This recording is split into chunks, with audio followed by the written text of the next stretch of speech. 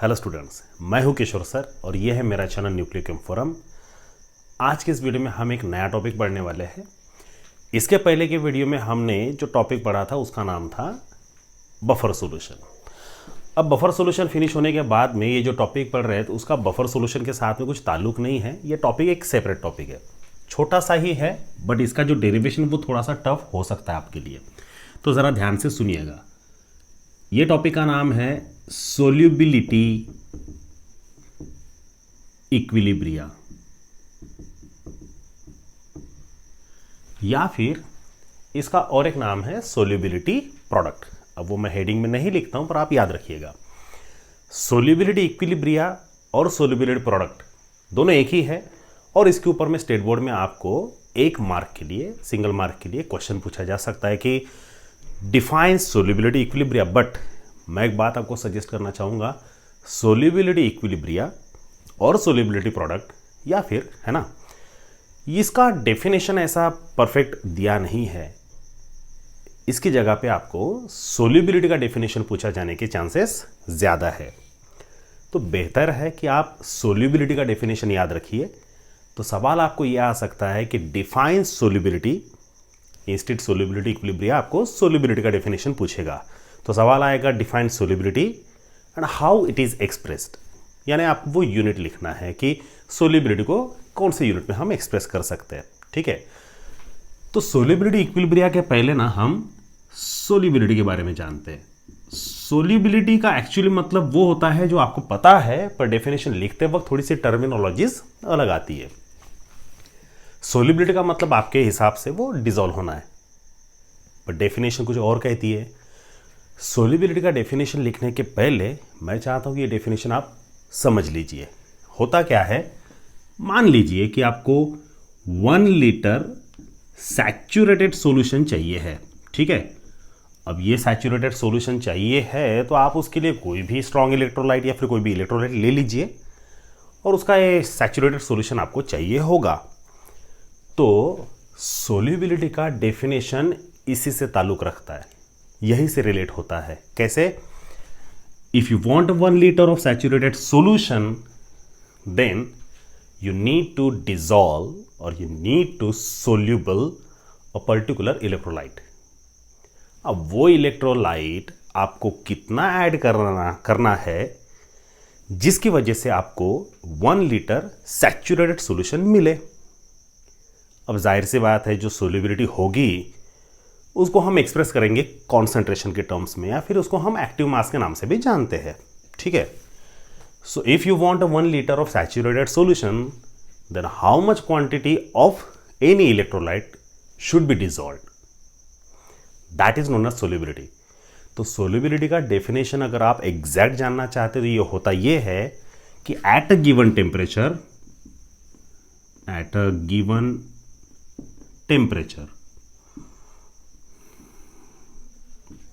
एक particular temperature पे if you want a 1 liter saturated solution, then the maximum amount of a substance, और वो जो substance रहेगा ना वो इलेक्ट्रोलाइट ही रहेगा, ये याद रखिएगा। और इलेक्ट्रोलाइट स्ट्रॉन्ग वाले सभी सॉल्ट्स होते हैं, तो बेहतर है कि आप सॉल्ट्स के ही एग्जाम्पल लीजिए। So at a given temperature the maximum amount of substance in moles should be required to get 1 litre saturated solution. समझ में आया होगा डेफिनेशन। 1 लीटर सैचुरेटेड सॉल्यूशन चाहिए अगर हो, यानी आपको अगर चाहिए होगा 1 लीटर सैचुरेटेड सॉल्यूशन अगर आपको चाहिए होगा एक पर्टिकुलर टेम्परेचर पे, तो जो इलेक्ट्रोलाइट आपके पास में है उसका कितने मोल्स आपको ऐड करने होंगे। तो वो मैक्सिमम नंबर ऑफ मोल कितने भी हो सकते हैं, 1 मोल, 2 मोल, 3 मोल, 5 मोल, हाउ मेनी, वो डिपेंड करता है कि आप कितने ऐड करना चाहते हैं सैचुरेटेड सॉल्यूशन लाने के लिए। हम इसको ज़्यादा एक्सप्लेन नहीं करेंगे, काफ़ी आसान डेफिनेशन है। मैं फिर से एक बार रिपीट कर देता हूँ। At a given temperature the maximum amount of substance in mole should be required to get 1 litre saturated solution. ठीक है, ये सोल्यूबिलिटी का डेफिनेशन हुआ। अब सबसे अहम मुद्दा ये है कि इसको एक्सप्रेस किस में करते हैं। तो सोल्यूबिलिटी को एक्सप्रेस करते हैं कॉन्सेंट्रेशन के टर्म्स में। तो कॉन्सेंट्रेशन का जो यूनिट है वो इसका भी यही यूनिट रहेगा, it means moles per dm³। ये हमने सॉल्यूशन नाम के चैप्टर में जान लिया था और इतना आपको पता होगा ही, ठीक है। तो कॉन्सेंट्रेशन का जो यूनिट है ना वो एग्जैक्टली सेम यूनिट आपका सोल्यूबिलिटी का भी रहेगा। सोल्यूबिलिटी को हम डिनोट करते हैं कैपिटल S से। ये बहुत आसान है, 1 मार्क के लिए पूछा जाएगा तो काफ़ी अच्छा है, बट आपको इसके बारे में एक डेरिवेशन पूछा जाएगा और वो जो डेरिवेशन है वो है सोल्यूबिलिटी और सोल्यूबिलिटी इक्विलिब्रिया। इसी को हम कहते हैं सोल्यूबिलिटी प्रोडक्ट, ठीक है। तो क्यों ना हम वो डेरिवेशन डिराइव करें, ठीक है। तो मैं इसे मिटा देता हूँ, डेफिनेशन आप लिख लीजिएगा।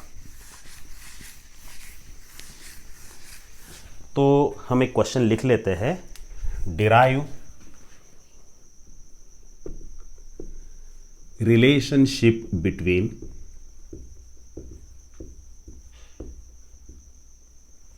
solubility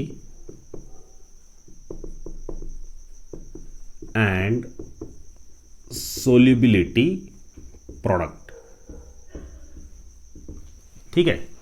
अब सोल्यूबिलिटी और सोल्यूबिलिटी प्रोडक्ट के बारे में अगर आपको कोई डेरिवेशन डिराइव करना है तो जाहिर सी बात है आपको सॉल्ट लेने होंगे। अब सॉल्ट्स की अगर बात आती है तो हमें बात करनी होगी कटायंस और अनायंस की। हर सॉल्ट एक समान कटायंस और अनायन तो रिलीज नहीं करते, तो हर एक सॉल्ट कितने कटायंस रिलीज करता है और कितने अनायंस रिलीज करेगा, आपने जो सॉल्ट लिया है उसके बेसिस पे तो आप बता पाएंगे। पर मैंने अगर आपको एक अननोन सब्सटेंस दे दिया और कहा कि ये सॉल्ट है पर पता नहीं कौन सा है, तो मुझे तो जाहिर सी बात है ये भी पता नहीं होगा कि वो कितने कटायन देगा आफ्टर सोल्यूबिलिटी और कितने अनायन देगा। तो क्यों ना हम एक रफ आइडिया के लिए एक सॉल्ट कंसिडर कर लेते हैं, दैट इज AXBY नाम का, ठीक है। अभी ये A जो है ये मेटल रहेगा और X आपको पता ही है स्टैचोमेट्रिक कोएफिशिएंट है। ये जो B है वो अनायन रहेगा या फिर नॉन मेटल रहेगा और ये Y आपने कितने क्वांटिटी लिए वो यानी स्टैचोमेट्रिक कोएफिशिएंट। तो इसको सॉल्व कैसे करना, तो आपको थियोरेटिकली कुछ लिखना होगा। तो आपको क्या लिखना है कि कंसीडर ए स्ट्रॉन्ग इलेक्ट्रोलाइट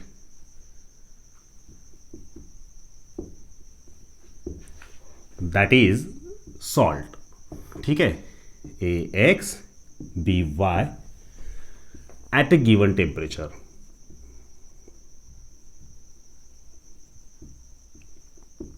ठीक है students, then let S be the solubility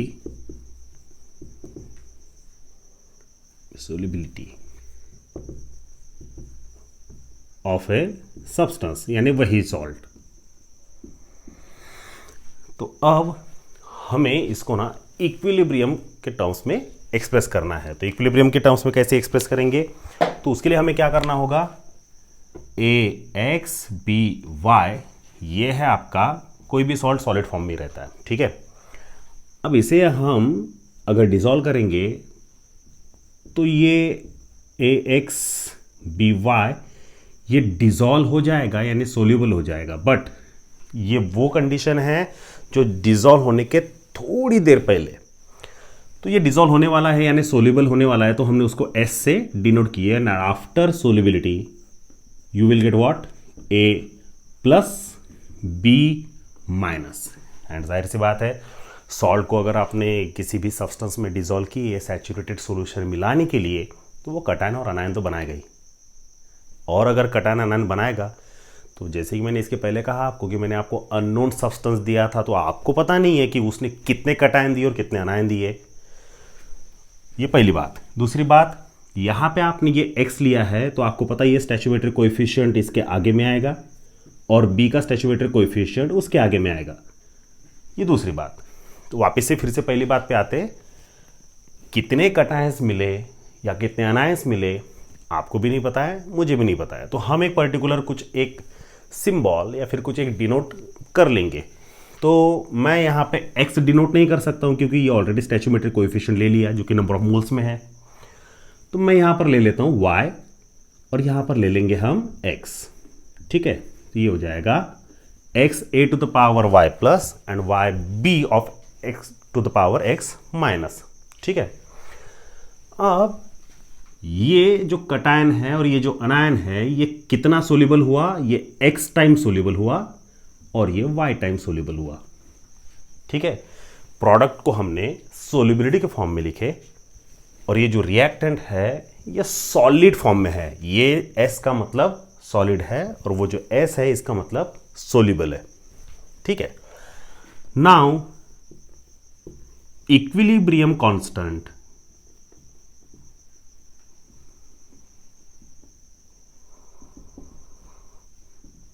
is given as, क्या है स्टूडेंट्स इक्विलिब्रियम कांस्टेंट का formula, K equals to concentration of product upon concentration of reactant.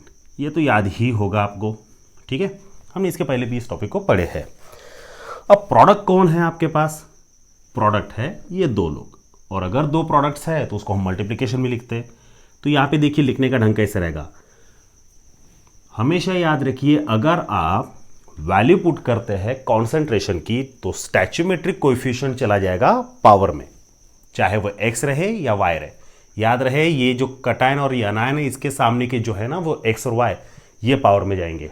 ठीक है, तो यहां पर लिखते हैं कैसे लिखेंगे हम, a of y plus to the power x into B x minus to the power y divided by concentration of A x B Y solid.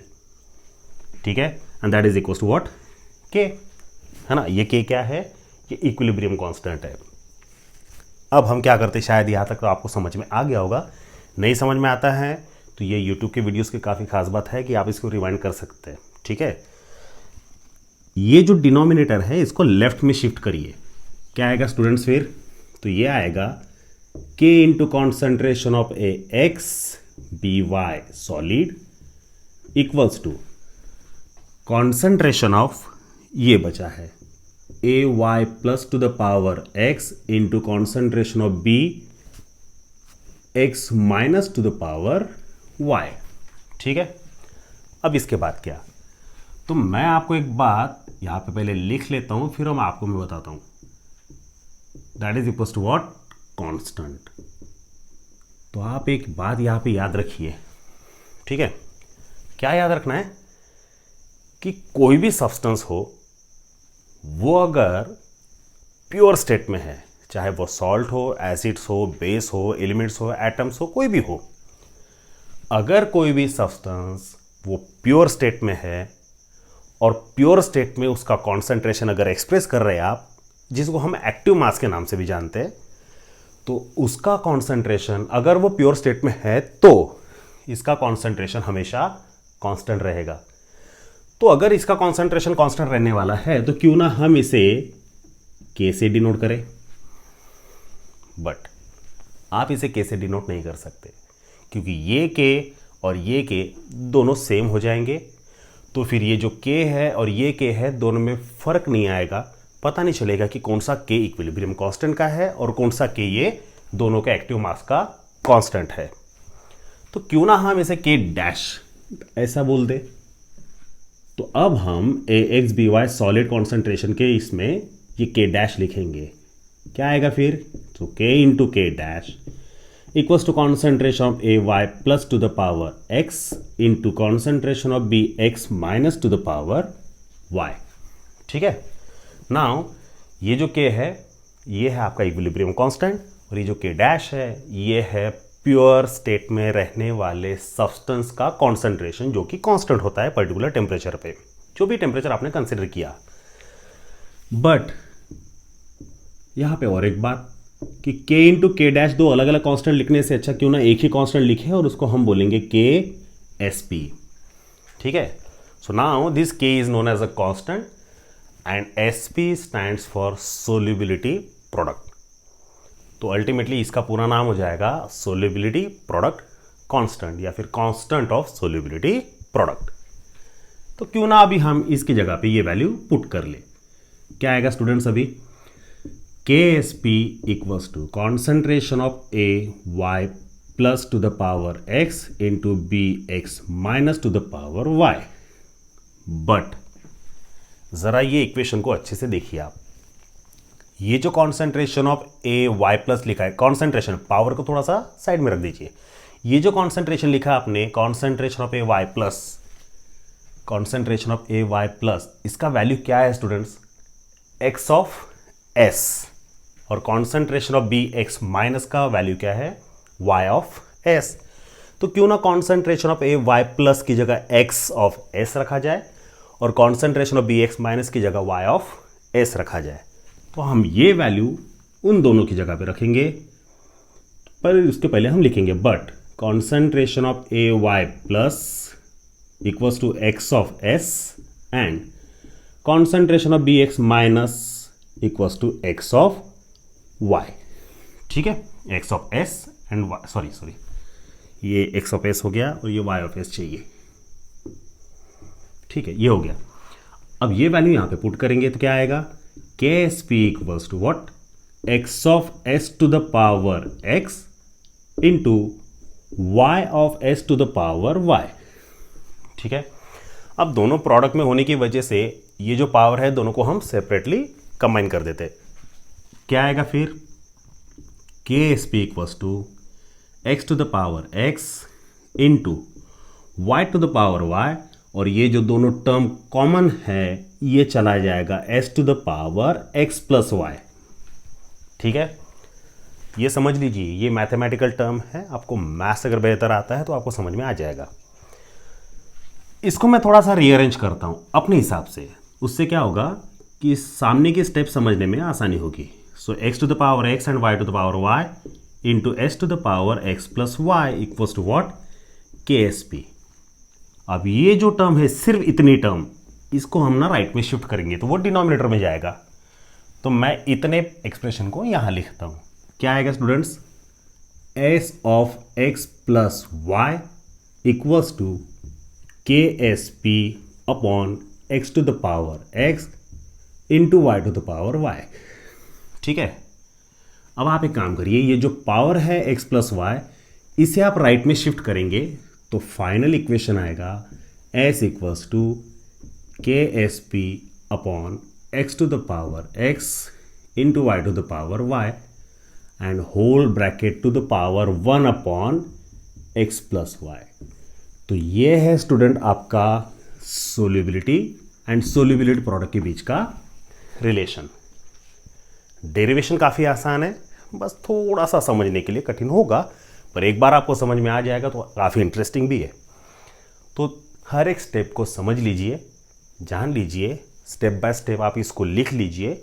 समझ के लिखेंगे तो बेहतर होगा, क्योंकि 2-3 बार पढ़ने के बाद में आपको समझ में आ जाएगा, वो ज़्यादा बड़ी बात नहीं है। ठीक है, so this is all about solubility and solubility product. मैं चाहता हूँ कि ये डेरिवेशन आप थोड़ा सा लिख लीजिए, मैं थोड़ा साइड में हो जाता हूँ, आप इसे लिख लीजिए, उसके बाद में फिर नेक्स्ट बात करते हैं हम। ठीक है,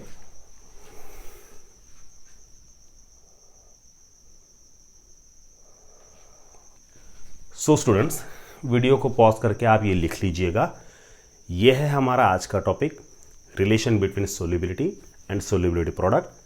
याद रखिए, हमने यहाँ पे 2 टॉपिक पढ़े। पहला डेफिनेशन ऑफ सोल्यूबिलिटी और उसको हम एक्सप्रेस किस में करते हैं, और दूसरा derive the relationship between this, है ना, derive the relationship between solubility and solubility product.